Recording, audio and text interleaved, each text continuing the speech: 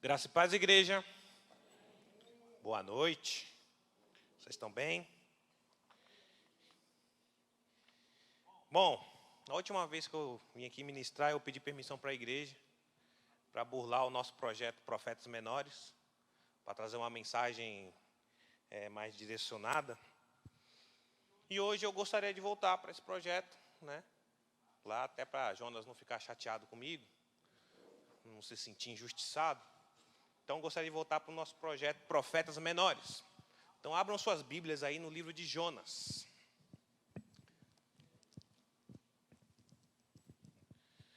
Vamos falar sobre o profeta Jonas.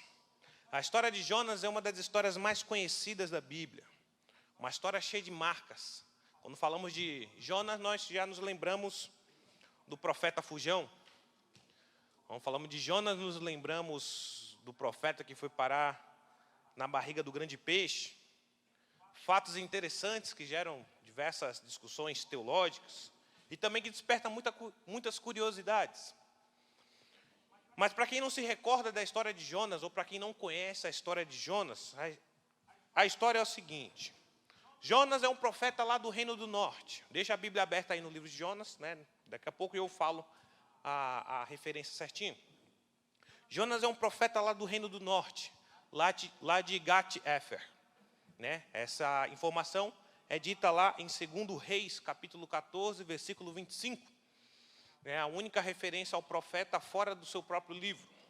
Então ele vem lá do Reino do Norte e ele foi contemporâneo do profeta Amós e do profeta Oséias, os dois últimos profetas que eu explanei aqui nas duas últimas vezes que ministrei.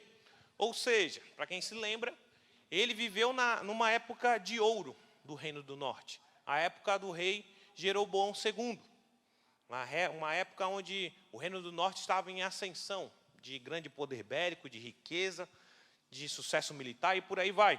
É nesse período que surge o profeta Jonas. Mas diferente dos outros profetas que eu acabei de citar, Jonas não foi comissionado para falar para o seu povo, nem para o reino do Norte, nem para o Reino do Sul. Jonas foi comissionado para falar na capital do principal, do mais poderoso império da época. Jonas foi chamado para falar, para profetizar em Nínive, capital da Síria. E é ali que começa a sua história. Depois de ser chamado para ir para Nínive, ele vai para o porto de Jope. Mas ao invés de ele pegar um barco para ir para Nínive, ele pega um barco para ir para Tarsis, caminho oposto, muito distante. Da onde ele estava é muito distante do destino que ele deveria ir. Tarsis ficava lá no extremo ocidente, passando por Roma, chegando na Espanha já. Bem diferente, a rota completamente diferente. Ele pegou esse lado oposto na tentativa de fugir da missão que Deus tinha para ele. Mas o navio que ele pegou passou por uma tempestade enviada pelo próprio Senhor.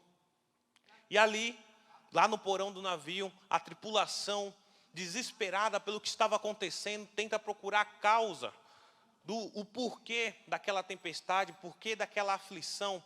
E ali descobrem que o problema é Jonas.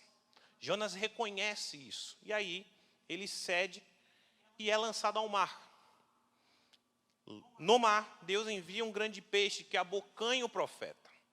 E ali, na barriga desse peixe, ele passa 3 dias. Dentro da barriga do peixe, ele faz uma oração, demonstrando o arrependimento e reconhecendo a grandiosidade do seu Deus. Então, Deus ordena ao peixe que vomite o profeta em terra firme. E assim o peixe o fez.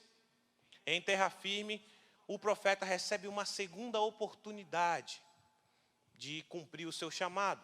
E então, dessa vez, ele vai para Nínive. E ali ele prega a mensagem, passa um dia inteiro pregando uma mensagem simples, curta. Uma mensagem de, daqui a 40 dias, Nínive será destruída. Essa era a mensagem do profeta.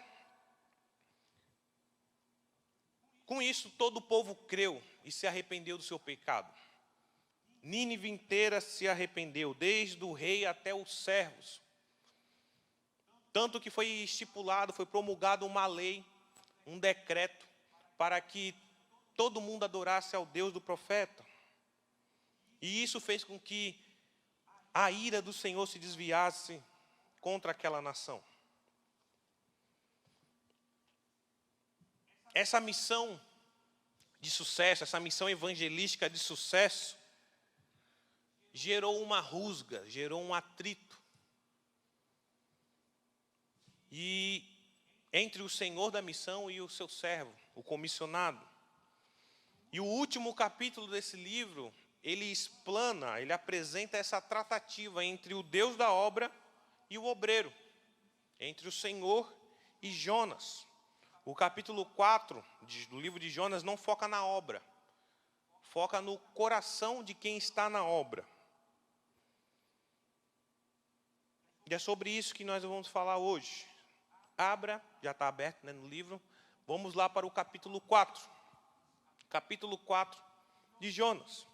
Para quem está anotando, o título dessa mensagem é: A obra de Deus em nós, por meio de nós e apesar de nós. E antes de adentrar o texto, gostaria de fazer uma pergunta para você. O que Deus precisa trabalhar no seu coração, obreiro? Eu falo obreiro porque essa é a palavra mais genérica que eu consegui utilizar para falar sobre cada um aqui. Todo mundo aqui tem uma obra para fazer por meio do Senhor. Todo mundo aqui está numa obra de Deus. Todo mundo aqui está passando por uma obra de Deus na sua pessoa. Essa obra não é para pastores apenas, não é apenas para líderes, não é para os missionários. Todo mundo tem essa responsabilidade. Então, a pergunta que fica é para você. O que Deus tem a tratar no seu coração, obreiro?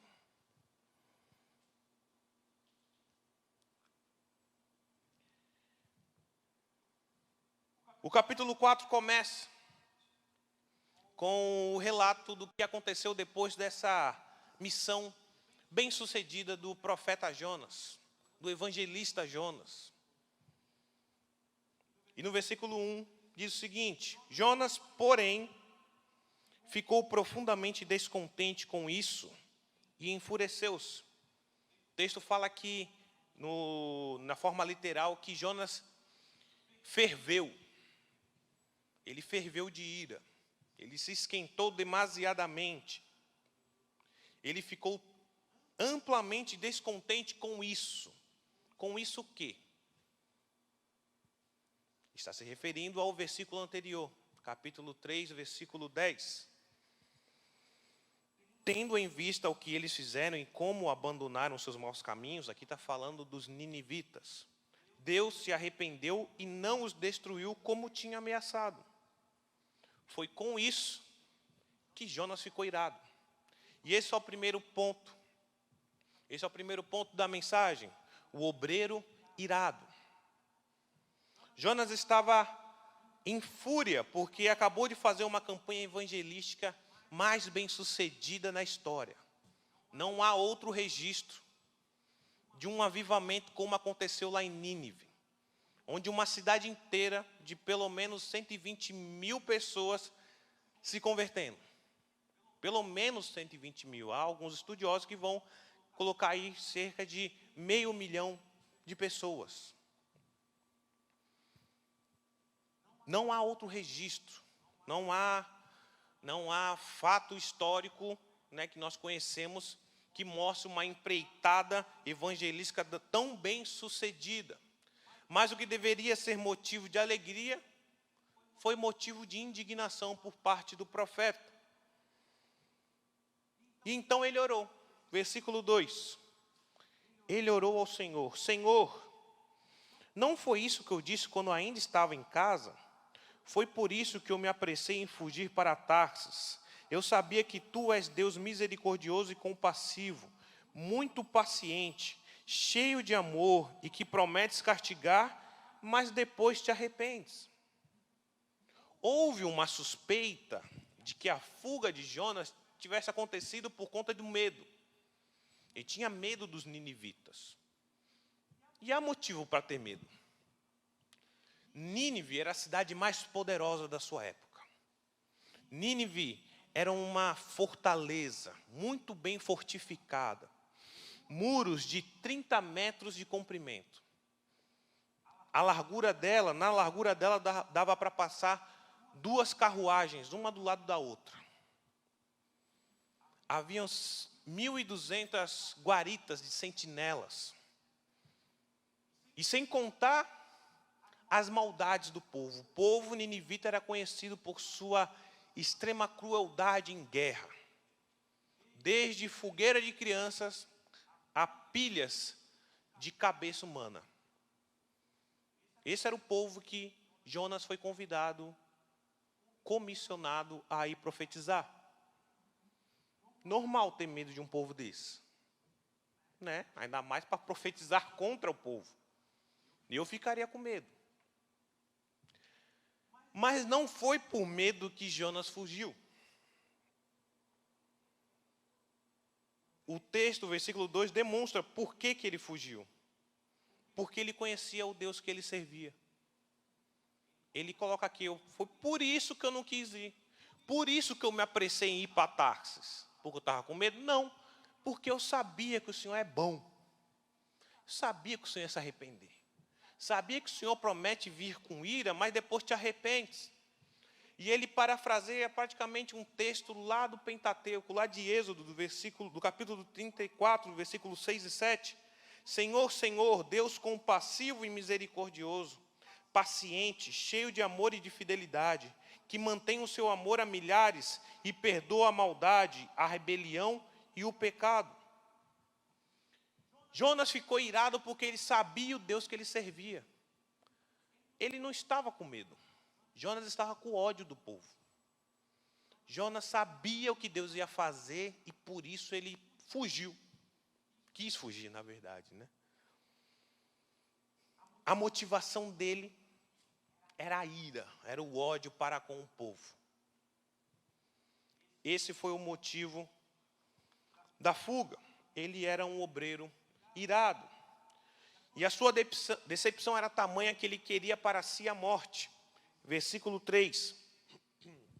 Agora, Senhor, tira a minha vida, eu imploro, porque para mim é melhor morrer do que viver.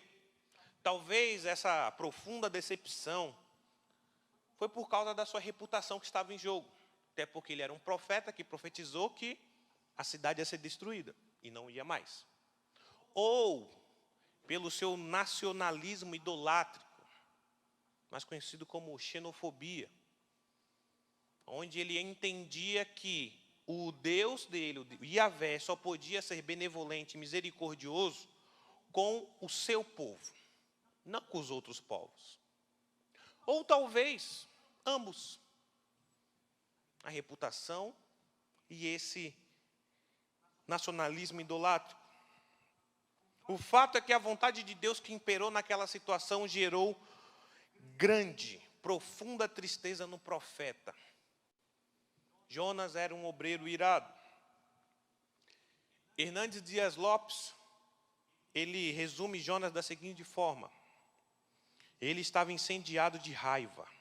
Seu coração é como uma fogueira de desgosto. Sua alma está ardendo não de zelo por Deus, nem de amor pelos perdidos, mas de egoísmo carnal. Jonas estava irado. E Jonas estava sendo motivado pelo um egoísmo. E aí adentramos no nosso segundo ponto. Obreiro egoísta. Deus poderia ignorar esse sentimento de Jonas. Primeiro porque ele é soberano. Eu vou fazer e pronto, acabou. Tu querendo ou não, eu vou fazer.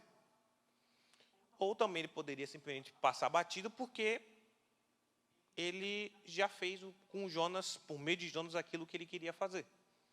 Já está feito. O povo já está salvo, o povo já se arrependeu. Mas o Senhor não deixa passar batido.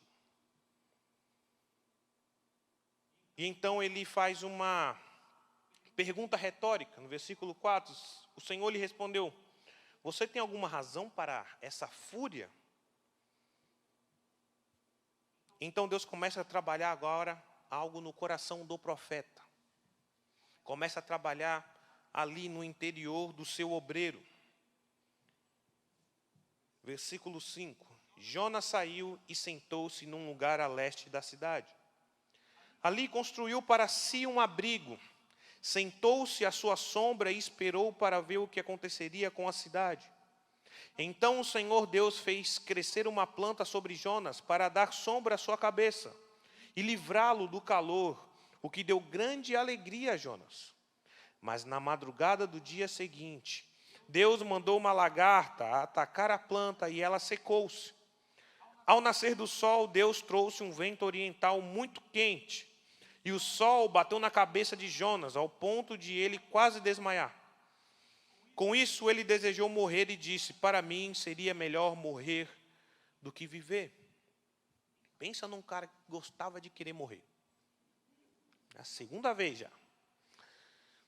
O profeta foi para fora da cidade, ao leste. Provavelmente ele ficou, não foi na zona leste, tá? Calma, foi ao leste de Nínive. Provavelmente no morro. E ali ficou olhando para ver o que Deus faria. Vai que Deus se arrependeu uma vez, vai que ele se arrepende de outra e agora destrói a cidade. E ali Deus fez crescer uma planta para fazer sombra para Jonas, a fim de, a palavra que usa é livrar. Deus proveu um livramento para Jonas, privar a vida. É o que essa palavra, a ideia que a palavra traz. Jonas estava ali, então, de certa forma, correndo algum tipo de risco. E pelo contexto a gente consegue entender que esse risco era um advento climático que poderia danificar a saúde ou até mesmo a vida do profeta. Então Deus fez crescer essa planta para privar o seu profeta. E por essa ação divina em seu favor, aqui há o primeiro e único registro de Jonas alegre. O versículo diz que Jonas se alegrou com isso. Jonas gostou da sombrinha. Sombra e água fresca. Não, água não sei, mas sombra tinha. Mas essa alegria de pobre dura pouco, a de profeta dura menos ainda. Na madrugada seguinte, no dia seguinte, Deus enviou um verme ou uma lagarta para ferir a planta e assim ela secou. Isso desprotegeu o profeta. E o risco climático que poderia atingi-lo, de fato aconteceu. Aconteceu porque Deus proveu isso. Deus que mandou o sol e mandou um vento forte do leste, o sícoro. Ou seja, havia um calor escaldante e uma tempestade de areia proveniente ali do Saara, muito perigosa naquela região. E isso fez com que o profeta desmaiasse, ou em algumas versões, com que ele desfalecesse. O profeta estava ali, então, de fato, correndo risco de vida. Estava ali desprotegido, totalmente desconfortável. E por isso, mais uma vez, então, ele desejou a morte. E aqui a gente vê duas situações de Jonas alegre, porque ele foi abençoado. Mas depois reclamando, porque as coisas não saíram da forma que ele queria. Vemos aqui um obreiro egoísta. Um obreiro que pensa apenas em si. Jonas se alegra quando é abençoado, mas reclama quando os outros são abençoados. Ele festeja por uma planta e por uma sombra, mas ele critica com a salvação de uma nação inteira. Ele lamenta a morte de uma planta, mas ele se alegra e se enfurece porque Deus não proveu a morte de milhares de pessoas. Esse era o profeta egoísta, um obreiro egoísta. Jonas estava sendo egoísta nesse momento. E então, utilizando disso tudo, Deus intervém para trabalhar no coração do obreiro. E aí então entramos no último ponto. A obra no obreiro. Depois disso tudo, o Senhor questiona Jonas mais uma vez. Tem um diálogo com ele ali mais uma vez, versículo 9. Mas Deus disse a Jonas: você tem alguma razão para estar tão furioso por causa da planta? Respondeu ele: sim, tenho. Eu estou furioso ao ponto de querer morrer. Ô, cara chato. Não, vai Jonas querer morrer de novo. Essa situação orquestrada por Deus nada mais foi do que uma ferramenta didática do soberano para demonstrar sua visão missionária, global e altruísta, confrontando a visão nacional e egoísta do profeta. E então o Senhor continua, mas o Senhor lhe diz: você tem pena dessa planta, embora não a tenha podado, nem a tenha feito crescer. Ela nasceu numa noite, e numa noite morreu. Contudo, Nínive tem mais de 120 mil pessoas, que não sabem nem distinguir a mão direita da esquerda, além de muitos rebanhos. Não deveria eu ter pena dessa grande cidade? Toda essa parte, tudo que aconteceu, desde o nascer da planta até o vento, a tempestade que sobreveio, tudo isso foi orquestrado por Deus para ensinar, para trabalhar no coração do profeta. Essa mentalidade de odiar os de fora, esse nacionalismo idolátrico, essa xenofobia, pertence ao povo de Deus desde os seus primórdios. No decorrer da história, a gente consegue ver que esse é um empecilho muito grande dentro do povo de Deus. A ponto de que Deus tem que decretar algumas leis para proteger os estrangeiros. De privar os estrangeiros, aqueles que não eram naturais do povo. No Novo Testamento, nós vemos os judeus que não mediam esforço para privar aqueles que eram gentios, aqueles que não eram do povo, colocando barreiras, empecilhos. Tudo isso é contra o entendimento, o desejo de Deus para o seu povo. Esse sentimento, essa visão missionária global e altruísta, é uma identidade que Deus carregou desde o embrião do seu povo. Quando Deus criou um povo, Ele criou o seu povo com isso, com essa visão. Ele não criou o povo com um fim em si mesmo. Ele criou um povo com um objetivo. Quando a gente vê o Senhor ali arquitetando o surgimento do seu povo com Abraão, por meio das suas promessas, a gente vê o anseio do Senhor. Quando Ele vai criar o povo, o que Ele diz para Abraão, no capítulo 12, versículo 3, do livro de Gênesis? Por meio de vocês, todos os povos da terra serão abençoados. Por meio de vocês. Por meio de vocês, eu não vou abençoar vocês. Por meio de vocês, eu vou abençoar os outros. Por meio de vocês, eu vou abençoar os outros povos, ou todas as famílias da terra. Esse era o desejo do Senhor, essa era a visão dele. O desejo dele sempre foi de alcançar os outros povos por meio do seu povo. Mas por muitas vezes, seu povo se fechou em si mesmo, se fechou na sua panela e não buscou os que eram de fora. E muitas vezes, ele mesmo criou a barreira para que os de fora não chegassem, não fossem abençoados pelo seu Deus. Como foi o profeta Jonas. O que Jonas está fazendo é exatamente isso. Não querendo que os outros povos, no caso Nínive, fossem abençoados por Deus. Essa era a ira dele. Esse era o motivo de egoísmo dele. Mas o louco de tudo é que Deus agiu com graça e com misericórdia para com Nínive, demonstrando o seu amor global para com essa nação, abençoando essa nação. Mas ele também buscou trabalhar isso com o seu obreiro. Ele não simplesmente usou o profeta, não simplesmente usou seu missionário e já era, acabou. Não, ele fez questão de implantar essa visão missionária global e altruísta dele no seu comissionado, no seu missionário, no seu obreiro.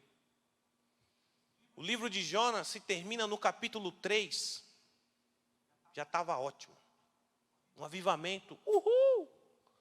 Todo mundo se salvou. A misericórdia de Deus. Deus ia ser engrandecido. Glórias! Mas Deus fez questão de incluir o capítulo 4. Demonstrando a tratativa que ele teve com o seu. Deus fez questão de trabalhar essa visão missionária, essa visão nada egoísta do Senhor na vida do seu comissionado, do seu obreiro. Deus não deixou passar batido. Deus foi atrás, Deus trabalhou. Deus continuou essa obra no obreiro. E qual foi a resposta de Jonas? A resposta de Jonas a esse trabalhar de Deus na vida dele? Não sei, o livro termina aqui.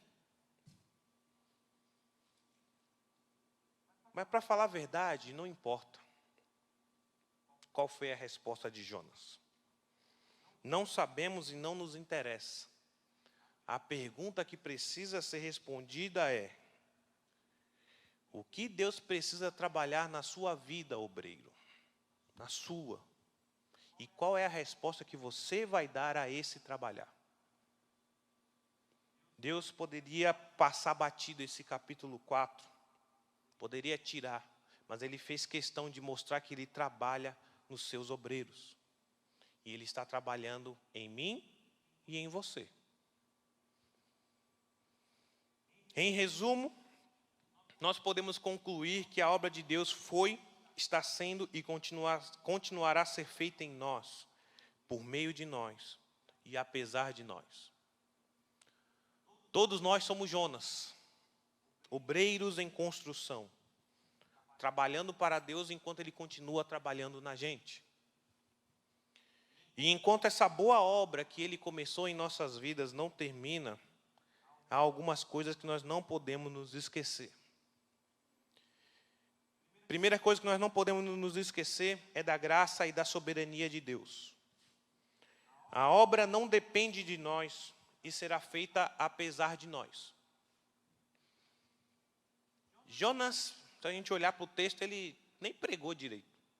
Capítulo 3, do versículo 13 e 4, diz que a cidade de Nínive, para percorrer ela toda, tinha que andar 3 dias. Ele andou 1, pregando. Ele andou 1/3 só. Então ele pregou para 1/3 da população. E ainda vem com uma mensagem furreca. Uma frase de mensagem dele. Fico imaginando o Jonas com aquela vontade que ele queria de salvar Nínive pregando. Daqui a 40 dias. Jonas, Nínive. O quê? Vai acabar, hein? O quê? Nínive vai ser destruída, hein? 40 dias. É isso. O ânimo, aquela vontade. 1 dia, nem correu os 3 dias para pregar. Mas ainda assim, toda a nação creu e se arrependeu. Olha que coisa louca. Isso não é um convite para a gente fazer as coisas de qualquer jeito. Fazendo as coxas. Sem preparo, sem dedicação. Mas é um convite para a gente entender e crer como Jó creu. Como é que Jó creu? Lá em seu livro 42, capítulo 42, versículo 2. Sei que tu podes fazer todas as coisas, e nenhum dos teus planos podem ser frustrados. Deus é soberano. Os planos dele, a missão dele, a obra dele, vai acontecer. Ele vai fazer a sua obra graciosa, misericordiosa. Ele vai fazer. O barato é que Ele nos dá o privilégio de participar. Nós trabalhamos na obra por privilégio e não por necessidade. Deus não precisa de você. Deus não precisa de mim. Mas Ele nos concede a honra de fazer parte daquilo que Ele está fazendo no mundo. Você pode fazer parte disso. Mas nós não podemos esquecer que Ele é soberano. Uma outra coisa que nós não podemos nos esquecer é que a gente tem que ter cuidado com o egoísmo. Jonas era egoísta. Ele estava na obra de Deus, mas só desejava as bênçãos para ele. No livro de Jonas tem 2 orações. Uma dele orando, pedindo livramento para ele, e outra orando, reclamando do livramento que ele deu para o povo. Jonas, ele queria ser salvo da sua desgraça, mas queria que os ninivitas morressem na desgraça deles. Jonas queria usufruir da planta que lhe caía bem, mas ele desejou o mal para um povo que não ia servir nada para ele. Jonas era um profeta egoísta. E a nossa natureza humana, ela é egoísta, ela é egocêntrica, ela pensa em si. Isso, e pode acontecer com a gente o que aconteceu com Jonas, de estar na obra, a serviço do reino, mas ansiando benefícios próprios, lutando por vantagens pessoais, negligenciando o bem do outro por estar focado apenas em si. E contra isso a gente precisa vigiar. A gente precisa vigiar contra essa tendência. Então, não podemos nos esquecer de tomar cuidado com o egoísmo. Outra coisa que nós não podemos nos esquecer é que Deus se preocupa em ajustar a visão dos seus obreiros. Como eu disse, se o livro termina no capítulo 3, já explana, já demonstra a soberania, a glória, a misericórdia de Deus de maneira estupenda. Mas Deus faz questão de trabalhar em Jonas, faz questão de trabalhar no seu obreiro. E Jonas estava no fronte. Jonas estava no campo de batalha. Jonas estava obedecendo tudo aquilo que Deus tinha ordenado. Ele tinha acabado de ter sucesso na maior campanha missionária evangelística de todos os tempos. Mas ainda assim ele tinha pendências que precisavam ser tratadas. E Deus não deixou essas pendências passarem batidas, mesmo com o sucesso ministerial do seu servo. Mesmo tudo dando certo, Deus fez questão de trabalhar isso no seu obreiro. Ele sabia o que precisava tratar e tratou. E Deus, Ele quer agir por meio de nós. Ele quer fazer por meio de nós, mas Ele também quer trabalhar em nós. Ele tem uma obra para fazer em nossas vidas ainda. Independente do tempo de igreja que você tenha, independente do cargo ministerial que você exerce, independente da experiência espiritual que você já teve, independente do nível de espiritualidade que você está, você ainda tem algo a ser tratado no seu coração. Ainda há uma obra sendo feita na sua vida. E nós não podemos nos esquecer disso. Nós precisamos ser humildes e aceitar esse trabalhar de Deus em nós. Nós não podemos nos esquecer disso.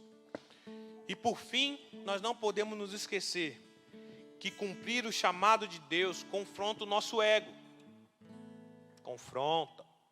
E quando eu falo ego aqui, eu estou falando no sentido da nossa pessoalidade, da nossa personalidade, do nosso ser interior.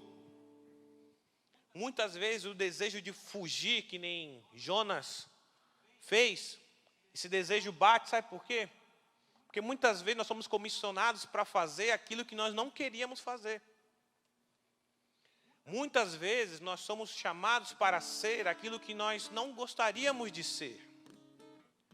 Muitas vezes somos chamados para estar aonde nós não gostaríamos de estar. Muitas vezes nós precisamos assumir algo no momento mais impróprio e inoportuno da sua vida. Mas naquele momento você precisa agir, assumir. E por experiência própria, muitas vezes tudo isso vai acontecer ao mesmo tempo, para bagunçar com o peão. E aí?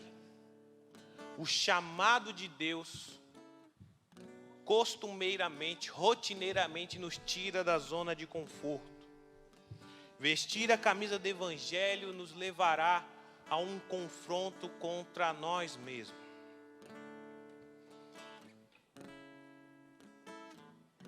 Mas nós não podemos esquecer. Não podemos esquecer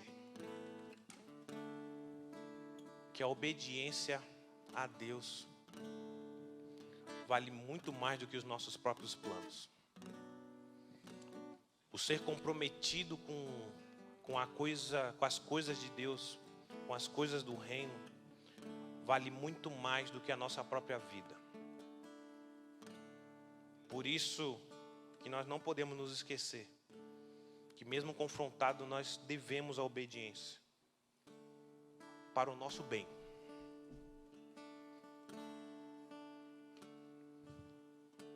E tudo que foi falado hoje, essa história de Jonas hoje, que foi relatada hoje, explanada hoje, são verdades nos dias de hoje.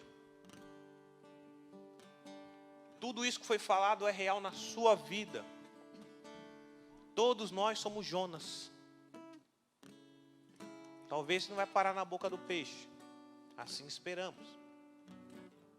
Mas todos nós somos que nem Jonas, obreiros muitas vezes irados, muitas vezes com sentimentos egoístas, muitas vezes com sentimentos distorcidos, contrários àquilo que Deus tem para nós. Mas nós precisamos entender que Ele é soberano e cumprirá os seus planos, apesar de nós.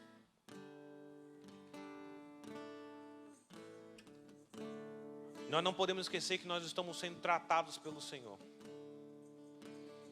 Nossos anseios, nossos sentimentos, nossos sonhos vão ser confrontados. Caminhar com Cristo, a vida debaixo do Evangelho não é um mar de rosas. O seu eu vai ser confrontado. Você vai fazer aquilo que você não quer. Você vai ser chamado para assumir aquilo que você não gostaria. Essa é a vida com Deus. Não vou florear. Não vou falar que vai ser fácil, não vou falar que vai ser bonito.